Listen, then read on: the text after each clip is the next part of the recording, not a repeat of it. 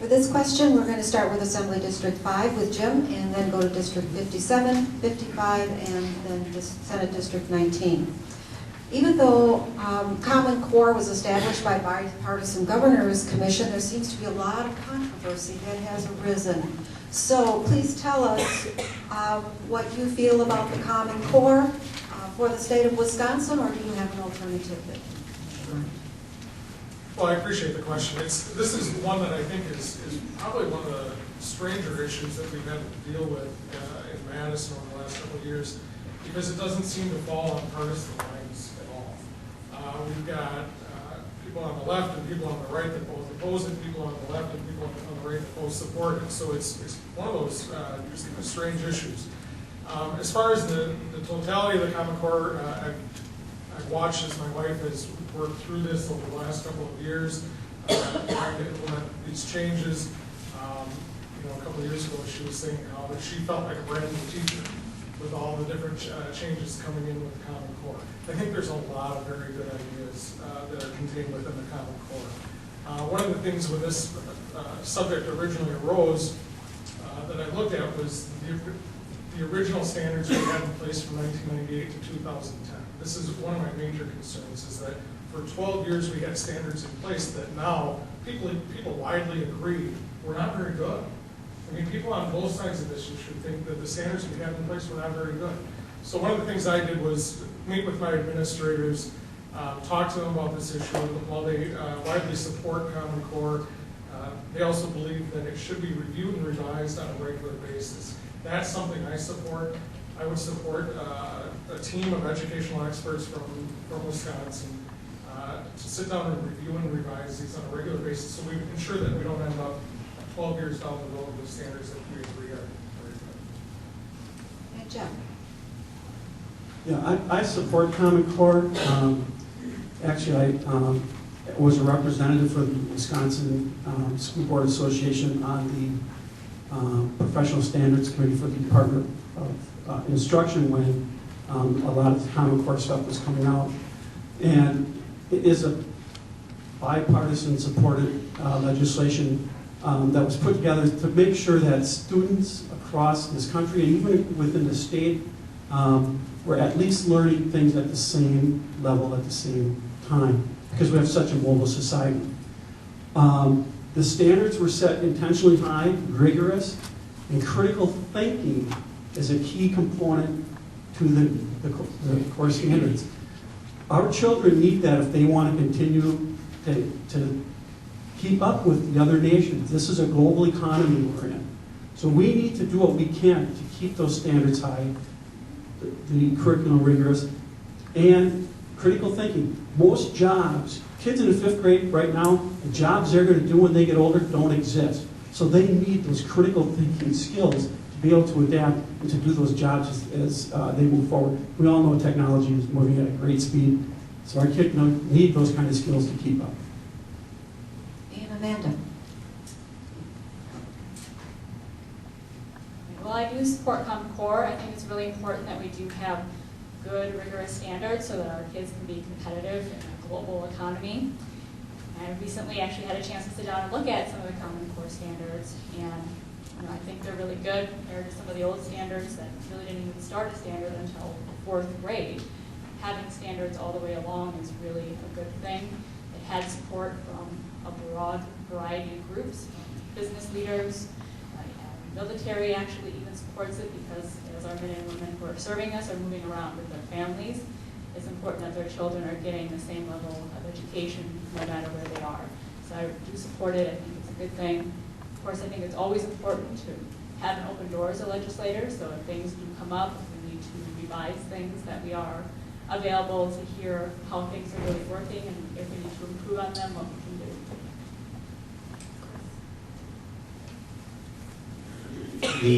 The governor mentioned that he has some plans on making changes with the curriculum. If we're ever going to do anything like that, I want to see us be more collaborative with education, making sure that we're incorporating our tech schools, our universities, our colleges, to find out what how they expect from our high school kids, and ultimately getting our industry and business involved, because Either they're tracking out of high school into the work world, or they're going to be going out after college. We need to know what their future looks like, what they're expect to see in with our educated kids.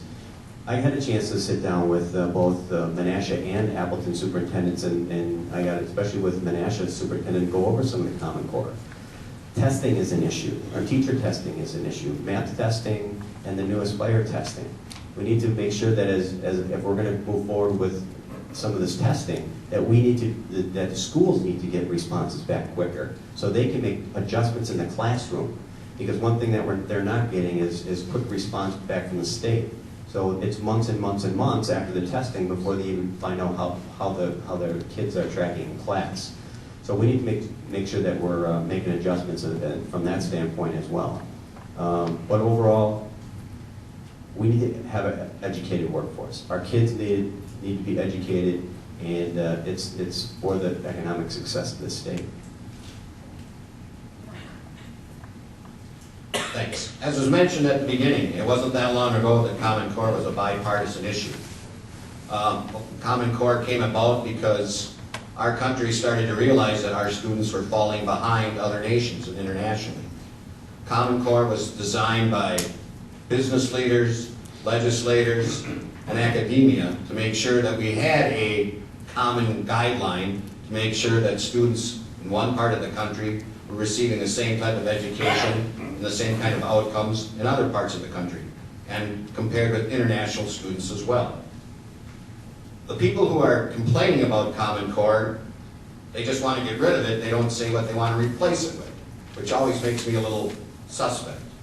If there are problems with Common Core, they can be talked about and debated with the school boards. As was presented earlier, school boards determine curriculum. Common Core is what we test for. So if there are issues with Common Core, let's debate them, let's discuss them. If there are changes or tweaks that need to be made for each individual school district to fit that particular community and their needs, so be it. But I don't see the big rush to get rid of Common Core at the present time. No one has come up with a clear, comprehensive reason, to me, why the whole system needs to be scrapped. First is, just principally, I think that education is really a local decision. It's something that should be determined by local parents, school boards, and educators. So now it doesn't mean necessarily that Common Core is wrong or bad, but I look at the world, the education world, I think that is an area that should be much more controlled locally and decided locally. However, though, I do see the value in standards. And as many have mentioned, I've heard the arguments, particularly negatively, against the Common Core by a multitude of people in terms of going to doors, attending events. So I know that there's a lot of concerns out there, and I've tried to understand what those concerns are. I've also really tried to understand where the pluses and the supporters are for Common Core. By attending the local Nina School Board meeting, that they gave an update about Common Core, and they seem to really take the Common Core standards and actually make them higher. And I do understand that they fully can determine their curriculum, so that alleviated some concerns that I have about Common Core. I've also met with an educator down at UW Oshkosh. She's a professor teaches people to be teachers in schools, and she gave me a lot of good insight, both pros and cons about Common Core. So it seems to be that this is going to be an issue that the legislature may have to deal with, and I think we are going to have to look at both sides. I do plan to meet with more of the educators at UWO after the election. And Roger? I've got a lot of friends my age who have families now where the kids are in elementary school. I started my family a little bit later. I got an 18-month-old, so it'll be a long time before I'm going through some of the things they are. But some of them are just flat out, they got to do math homework, and they're like, you don't realize how crazy this is. And I know it's because, they're a different way of teaching is what it is. And I've got a relation of mine that are school teachers. And some of them love Common Core, some of them not so much. But maybe part of it is just that anytime you bring about change, you've got people who really embrace it, people who a little bit more resistant to it. But when we look at Common Core, going back to what Jim was saying a little earlier, you know, it really goes across the political spectrum. There's people who are opposed to it. If you go to teachers' unions in New York, for instance, they're very much against it.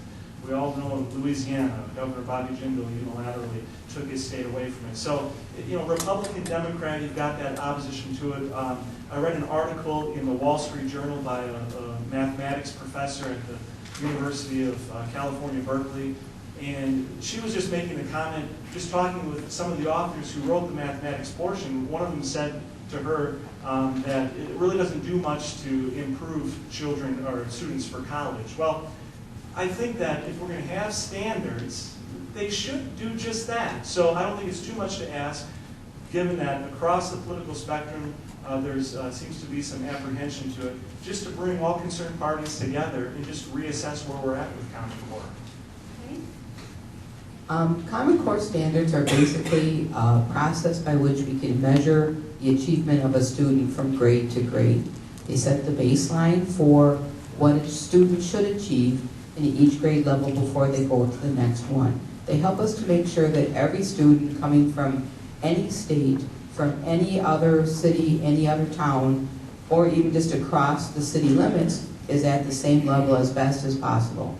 The Common Core standards were put together by bipartisan groups of people. They allow the local school districts to have a very large voice in them. There are issues with the Common Core standards as far as the extra amounts of testing, but right now in Wisconsin we have spent probably millions of dollars to get set up on this, and we really can't just repeal them and start over. We need to look at them carefully, make sure that we address the issues that are in front of us, and then move forward so that we make sure that every kid gets the best education they possibly can, no matter where they are. Okay, for this next question, we're going to start with Mike in Assembly District 55, move on to the Senate District, and then Districts 57, and then 5. Clearly, half of the cards that I've gotten this evening deal with various issues about vouchers. Therefore, I'm going to start off with one of those questions, and I may need to follow up with another depending on your responses. Since I'm only giving you a minute and a half, we may need to divide this up a little bit. So, in the last biennial budget, the private school voucher program was expanded statewide, and a new tax deduction for private school tuition was included. I think that's very interesting with all of the thoughts that you had about making decisions and priorities around the education budget. Because the provisions were added in the last hours, there were no public hearings on the proposals. Do you support private school vouchers and the tax deductions for private school tuition? And we'll start with Mike. First off, I would just start by saying that I think that we need to make decisions based on what are best for each boy and each girl, and give parents those opportunities to give them as many options and choices that they can have to provide the best education for their children. So given that is where I think, and in talking to many people in my district, I also have found that I think many of those share that same feeling. So I do support the voucher program. I do think that it is a very good way of providing children the opportunity to go to schools that their parents want them to go to for whatever reason it may be, and particularly if they can't afford it. I do think we should keep in place the income requirements. So I'm not saying that we should get rid of the income requirements or anything like that, but I do support the current voucher program. I also do support the tax deduction for, for private schools as well. That affects everybody that goes to a private school. The amount of the tax savings is really very small as compared to the cost of the private school to begin with, but it is an added benefit to individuals who may make those kinds of choices. Again, I go back to what is most important is making good decisions for each child. Mark? No, I don't support vouchers, and I don't believe we should give the tax break. Oh. I don't know what more I need to say. If you don't want to elaborate on that, we'll move to Penny. I also do not support the voucher expansion program. I think we have a public school system that is focused very well on working with our kids. There are multiple choices already within the public school system. We have open enrollment, we have district-based charter schools, we have multiple choices already that parents can make. As I said earlier when I introduced myself, I'm one of 11 children. My parents sent me to a Catholic grade school because they wanted to. They did not think that they should ask the state to help pay for that. And they sent all of us, all 11 kids, to Catholic grade school. There are multiple sources of money available to people if they want to send their kids to a private school. There are scholarships, there's parish assessments, there's a wide variety of places where people can get money for the private schools. We only have one place to get money for the public schools, and that's through the tax system. And we cannot afford to have our tax dollars going to private schools that are unaccountable and where the kids probably were already in the private school and didn't really need us to pay for their schooling. We must not allow this to continue, and I will work very hard to not let it happen. I think the most important thing is that we provide parents choice and children options to make sure that they get a good quality education. When you look at the difference between a child having opportunity to become successful in life or not, it all hinges on their education. And we've got great schools here. I think everyone up here would agree. We've got great schools here in the Fox Valley area.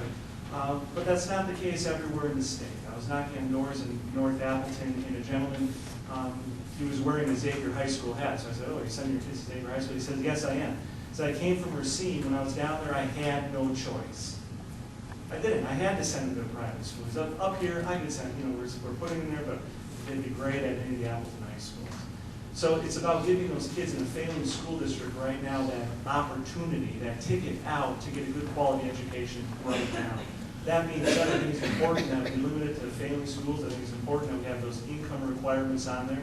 I think it's important that when we talk about expansion, that we're taking kids who are in, not transferring kids from who are in private schools right now and giving them a revenue stream. No, we want to help kids who are in failing schools right now and provide them with that opportunity out. And with those limitations in place, I can support the expansion of the school voucher program. I kind of follow along with some of what Roger said there too, is I think it's important that every kid has an opportunity for the best education they can, and parents have the opportunity to give kids their own kids that opportunity. My dad, back in the 70s, was in charge of the 220 program in Brown Deer, which was a busing program. And they were, that was probably the beginning of that choice program in Milwaukee, where parents had the choice of moving their kids out of the underperforming schools in the Milwaukee public schools and out to the suburbs. So I got to see what choice, parents having choices, really how it affected the kids who did move out. We have an opportunity here to create an even better environment for kids and parents to have choices. I too have some questions on funding. I believe in the limitations as well. And Wisconsin has consistently achieved high in the nation in education. I think we should be teaching the rest of the country how successful Wisconsin is, and let them follow our lead.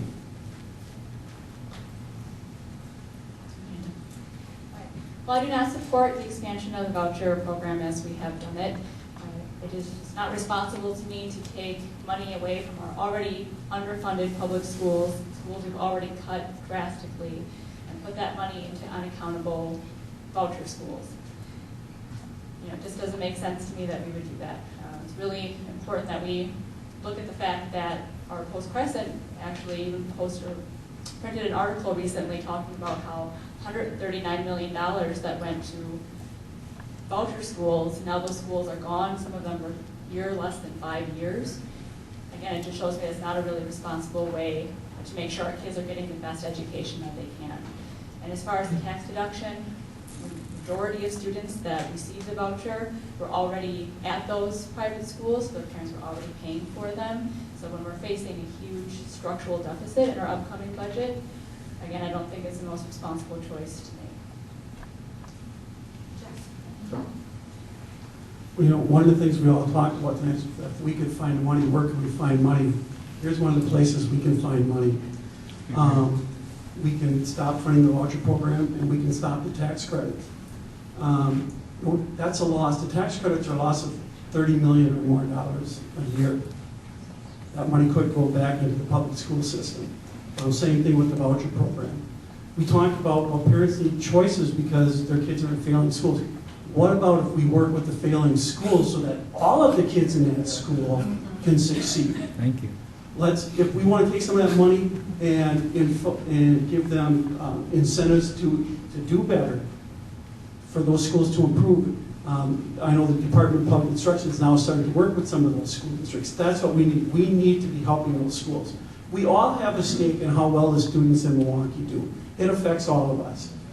So if we can help those failing schools in Milwaukee or Racine or wherever they are to do better, we will all do better. And as we mentioned in an earlier question, those students will do better, and we won't be supporting them later on. So let's take the money that we got, public money that we're given by our taxpayers, to reach the best, give them the best we can. That's what the tax dollars are for. Thank you. Since Mark didn't use all his time, can I use his? This is a very difficult situation. It's a difficult issue. When this first came to my attention as a legislator, one of the first things I did was visit some of the choice schools down in Milwaukee. I'll tell you, some of those schools, they serve kids that the public schools just can't anymore. They serve, the Right Step down in Milwaukee serves only kids that have been suspended or expelled from Milwaukee public schools. They survive on this voucher program. That's the only way that school is funded. You take the voucher program away, you end the voucher program, where are those kids going to go? St. Martin's down in Milwaukee does a wonderful job educating our kids. I'm not one that's going to put the blame on the Milwaukee public school system, because I think there's a whole wide variety of different issues. We see it on a much smaller level here in Appleton with home life, economic circumstance. I mean, kids coming from chaos 16 hours a day, to expect that teacher to get them ready and prepared and eager to learn in that entire 8 hours they have them, it's just not reasonable. But I think the options are important, especially in circumstances like that. I just think the idea of taking away the voucher program from those kids that are thriving in it down in Milwaukee is, I just don't think that's the right thing to do. As far as expansion, I favor a very cautious approach, limited in scope, and keeping the income limitations in place as we expand it. Okay, for the next question, we'll start with Senate District 19 with Roger, and go to District 55, 5, and then 57. This is a follow-up. You answered a number of the concerns that were brought forward about vouchers. I'm just going to give you like 3 other concerns about vouchers for you to respond to. One of those is the idea that in a public school, you have a local school board, you vote for that person, you have a voice. When your tax dollars then are going to a private school, you have no say. And there is a perception on the part of some of the folks here with the idea that this is just a way to fund religious schools and religious education, and there are concerns about using tax dollars for religious purposes. And the third piece then is the accountability. Here we have state school, public schools doing all kinds of testing and measures and things that they need to do that the private schools don't need to do in terms of the accountability. And so it's accountability for tax dollars. So I know I have to cluster those all together under one topic. So you just want me to comment on all of them? Roger, please. Can you just give me just real quickly the 3 areas? The idea of you're not, as a taxpayer, you're not represented in those local school board because it's a private school, the idea of religious education, and accountability, the testing, et cetera, that public schools need to do that are not there. Okay. Well, this is, I mean, it's obviously an issue where you're either for it or you're against it. And just judging by the number of comments you've got, there's probably quite a few people in this room who oppose it. But, you know, going back to what Jim was saying earlier, talk to the parents down in MPS and tell them that their child doesn't deserve that opportunity. So, I support the program for that reason, because my job isn't to, I'm not going to promote a system that's not educating our students. I think we need to do what we can to make sure that our public schools thrive. But if they're not getting the job done for these kids, right, they can't wait for reform to come from Madison. You wait one school year, that might be too much for them. They might be lost. And that's why school vouchers offer them that ticket out right now. As far as accountability, absolutely, anytime taxpayers' dollars are spent, I think we need to make sure that it's being spent wisely. I don't think anyone who supports school vouchers would say that that's not the case. The key is coming up with and making sure we have an apples-to-apples comparison when we're looking at that. And then as far as the religious schools, there are private schools that don't have a religious connotation to them, so it's not just religious schools. I don't support making a competing school system. I think we need to do what we can to reform MPS, some of these areas, make sure that we can educate students so that they can succeed in life. But in areas where they're not able to do that right now, vouchers offer that targeted relief today. Penny? Well, the discussion is about expansion of the voucher school program to schools outside of Milwaukee. Milwaukee did need the voucher school program when it was started in the 1990s. They still do need it, but they have problems down there with the voucher school programs in Milwaukee. They've had schools that have walked away with money, left the kids with no school to go to, and then they all come back to the public school system.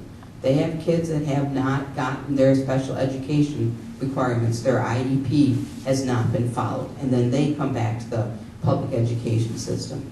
We, as the people who make decisions for what we do with our tax dollars, are responsible to the people who pay taxes. We should not be sending public money to private schools.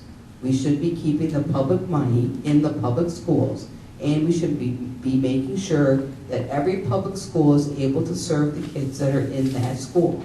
And now in the Milwaukee area, yes, we probably could have a hybrid of some kind where we put the two school programs together and help them to work it out. But to expand that program to statewide the way it was done in our state budget in the middle of the night and with needing to be fixed. If you remember correctly, it got expanded very quickly and needed to be fixed because there were very significant problems with it. No income limits, could be expanded to any school everywhere, and that is a problem. We cannot afford to do that in Wisconsin.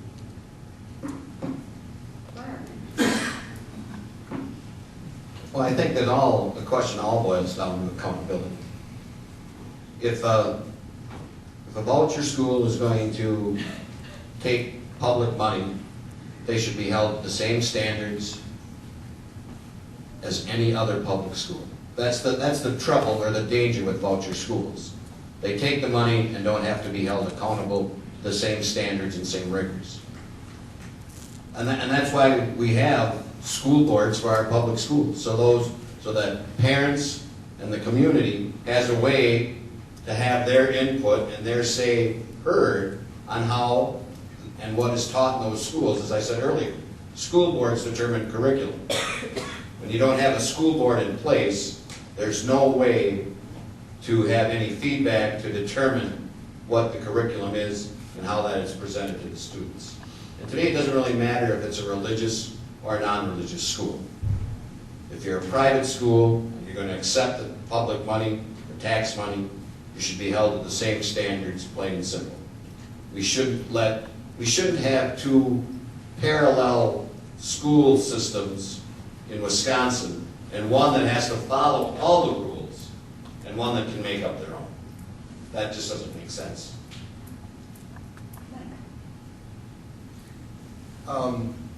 In terms of accountability, I think that all schools should be held accountable for the education of our kids, public and private. And I think there's nothing wrong with increasing the accountability for any of the schools from the voucher, the receiving vouchers. I think if there's opportunities for that to happen, that would be great. I know that in terms of, I hear this though, that I will though maybe give another view about accountability. Being a former board member of a private school and looking into other private schools, and they have boards, And our boards, I was accountable to the parents of the students of that school to ensure that we were providing them that right education. So I do believe that there is accountability in these schools, and I think if you look at the record, and I can't speak to the schools outside of the Fox cities because I've lived here the last 20 years and that's most of my knowledge, but many of the schools that are private do have very, very strong academic records, and that's what most people are sending their kids to those schools for, is because they want them to go there maybe for religious reasons, but they are also extremely concerned about them receiving a good education. I know that I would never send our kids to Fox Valley Christian Academy, even though we believed in the Christian values that it talked about, if it didn't also provide a good, solid education. Both my kids did great in high school and are ones that are doing very well in college. So I guess I know I got to stop, but I think that maybe it's hard, it's hard. I'll stop. I think I got my point. I need to talk really fast because this is not an issue I can cover in a minute and a half. I know. Don't start the talk. The idea that Milwaukee is the only area that needs vouchers is just insane to me. You have Racine, you have Kenosha, you have Madison. Madison has a worse achievement gap than Milwaukee does. So the idea that it's okay in Milwaukee but nowhere else, I don't understand that thinking. As far as accountability, 100%. I sat down with DPI, choice schools, and school district administrators, everybody, over the last session, trying to come up with an accountability system that worked. The problem is, if everybody's waiting for everybody to get on board on a piece of legislation that truly holds all schools accountable in the same way, and everybody's going to hold hands and say kumbaya around the campfire, when it's done, it's not going to happen.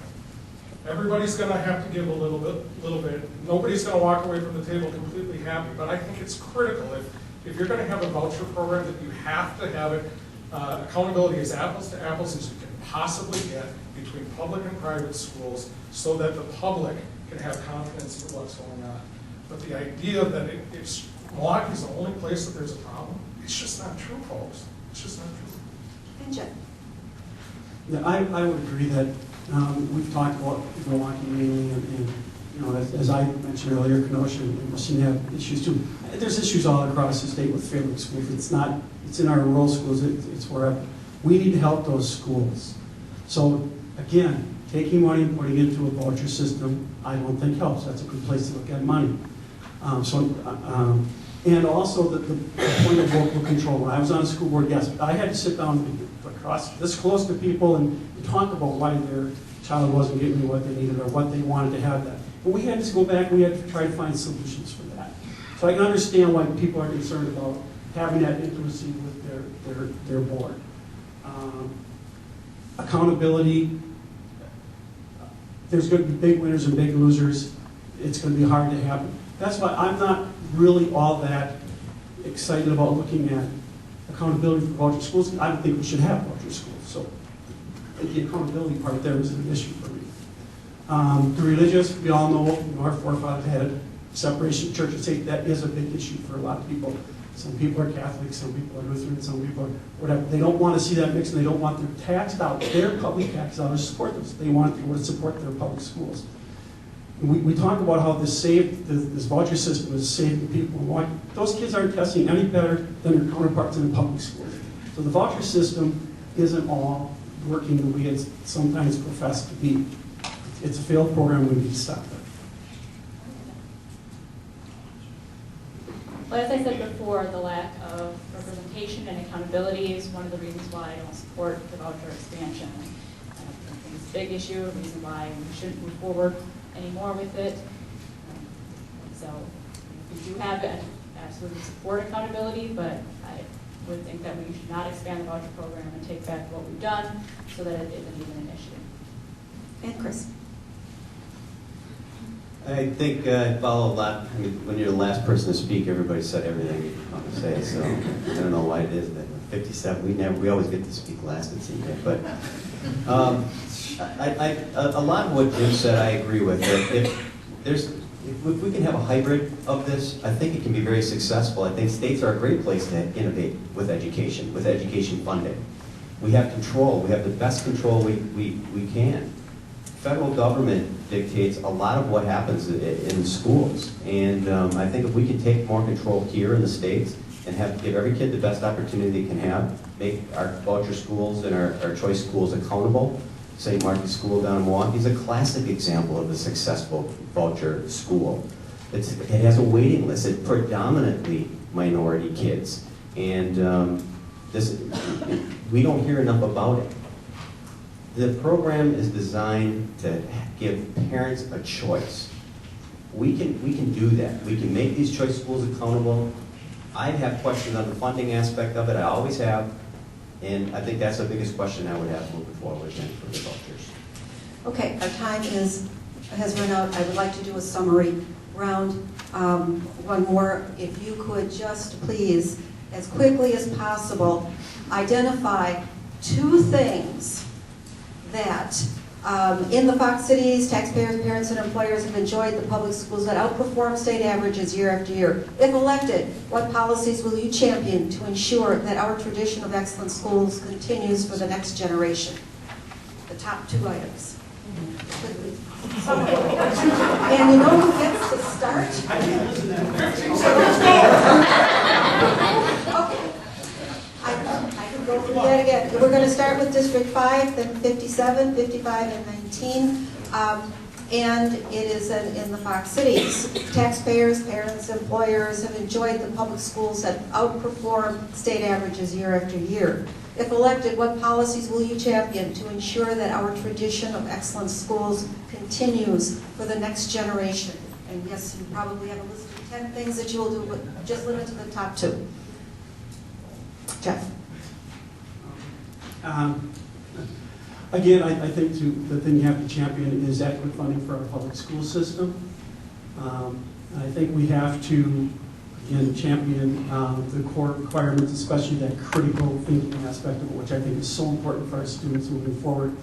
And making sure, when we talk public schools, I'm including our technical colleges, which I think are probably some of the finest around. Again, they not only train our kids to do the jobs of the future, they train our people who may be out of jobs or need retraining. They retrain them to do the jobs that are here as well. So we really need to pay attention to all levels.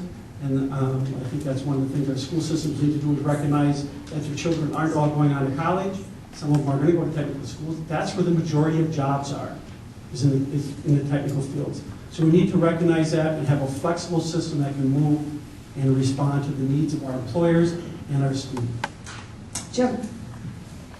Well, first of all, just real quickly, back to the voucher thing real quickly.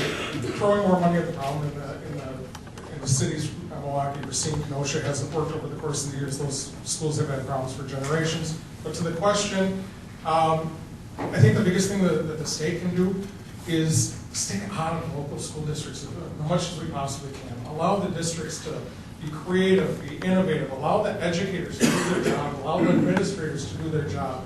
I worked with all our school districts in the area, in my district, on relieving some of the mandates on local schools. The list of mandates, folks, on what public schools is enormous.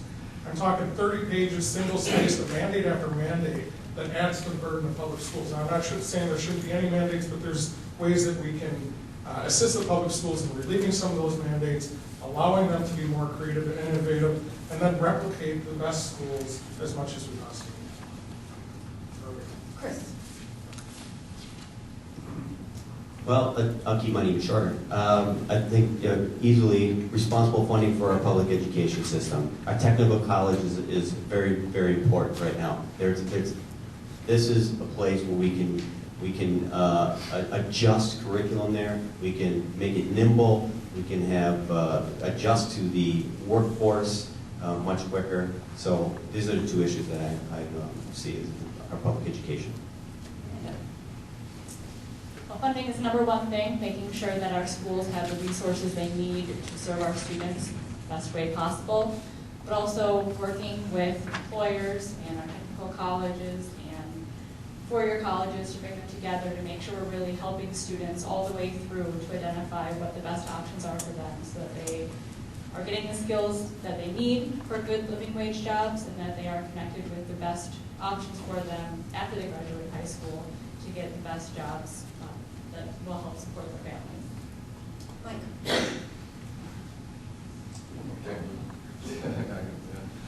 What I would, my primary focus would be on increasing the partnerships between local businesses, employers, and our school systems. And that's our K through 12 systems, our technical colleges, and our four-year colleges. Recently, the UW system put forth, actually they want greater funding going into the new year, but it's investment funding into certain areas that will help increase the skills of our graduates so that they can fill jobs that are going unfilled right now. That's also what we need to do, whether it's at the high school level, adding welding programs like some high schools have, or machinist programs. We need to have greater, I think, partnerships between businesses and schools, and in order to get our kids ready to take jobs when they get out. And also, part of that is education, I think, of us as parents, grandparents, and the kids. That I do firmly believe not everybody has to go on for a four-year degree. Many you can find great jobs without doing that, and you can start technical college, then you can move on and go on to a four-year degree, unless you really know what you want to do. But there's many good jobs, and that would be my number one focus. I also like Jim's idea, but I won't reiterate that. Mark? As I said at the beginning, I believe we need to restore all the funding that's been cut over the past budgets, and then find a common sense funding formula that keeps our schools adequately funded moving forward. Education is so vital to our state on so many levels, for employment, for innovation, for enjoyment of life, and everything. One of the other things I do, I'm going to address the so-called pink elephant in the room. We have to bring collective bargaining back to our teachers. As I talk with teachers today, their morale is very low. And most of it has to do with them losing their ability to have a voice on the job and be able to talk to their administrators and tell them what they believe needs to be done in the classroom, how they can be better teachers. We all know our best education experiences probably come from a great relationship with a teacher. We have done a big disservice to our teachers all across our state at all levels. K through 12, technical colleges, not so much the universities. We have to give them the ability to determine their own futures and give them a voice back on the job as workers. Their morale will be reflected in how they teach. That will be reflected in how our students achieve in the classroom. Penny? Well, I think that we need to focus on the success of all of our students at all levels, that every student that comes out of any school, any public school in Wisconsin is a successful student. We need to do that by making changes in the funding formula that address poverty and make sure that kids are really ready for school and are able to be successful in school. We should coordinate transitions between the school levels and transitions from school to work. We should have all school levels involved in that. We should have all of our community partners involved in that. And yes, I do think we also need to make sure that we allow for a cooperative negotiation of your working conditions. That we make sure that the teachers, the superintendents, the school boards, everybody that's involved in a school is focused on making sure the kids are successful and that there's a great learning neighborhood and learning community inside the school. That will help make sure kids are highly successful. Roger? Thank you. Jim Steinecke's a genius. I love his answer. I support that. Just a little recap here. When we look at our schools, again, I support vouchers. I think they're very important parts of our state. I think with the right kind of controls on them, I think they provide that targeted relief. They give those children an opportunity to quality education right now, today. When we're looking at overall education, I think it's important to remember in our technical college system, we make sure that we have local control and that we keep that in our area. They've got a great partnership with our local businesses. They have the ability to adapt. They have the flexibility they need. We don't want to see that changed. And when it comes to our universities, let's keep that tuition free. Thank you. Thank you. I want to thank all the candidates for your comments, and I also want to remind you that I have many questions here that I didn't get to. And I will... You're going to keep us after. No, you have homework. I'm going to send you an electronic copy of just like school, of all of the questions and ask if you would respond to them, and I will put them into a voter's guide, and I will do that by state assembly district or state senate district, so that voters can go online at the League of Women Voter website and see responses side by side. So I'll be sending that out to you. I want to thank the members of the League who helped make this forum a success. Gail Hart for working on our planning committee, our greeters, runners, question writers, and timekeeper, Deb, Stephanie, Sarah, Lois, and Penny, and Irene. I also want to thank the Fox Cities Advocates for Public Education who worked on this with me, Jackie Nider, Marcia Engen, and Katie Seidel. And a special thanks to the Appleton Public Library for co-sponsoring this event, especially Elizabeth Eisen of Adult Programs. And I want, for any of you still needing to determine your districts, there are, we can help you with that in the back of the room. We also have absentee ballot forms and other helpful websites for you to do further research on candidates. And last but not least, we do have a candidate forum for Senate District 19 scheduled for tomorrow. So we will have Penny and Roger at Perry Hall at 6:30, UW Fox Valley campus, and we're co-sponsoring that with the Winnebago League. Let's give our candidates a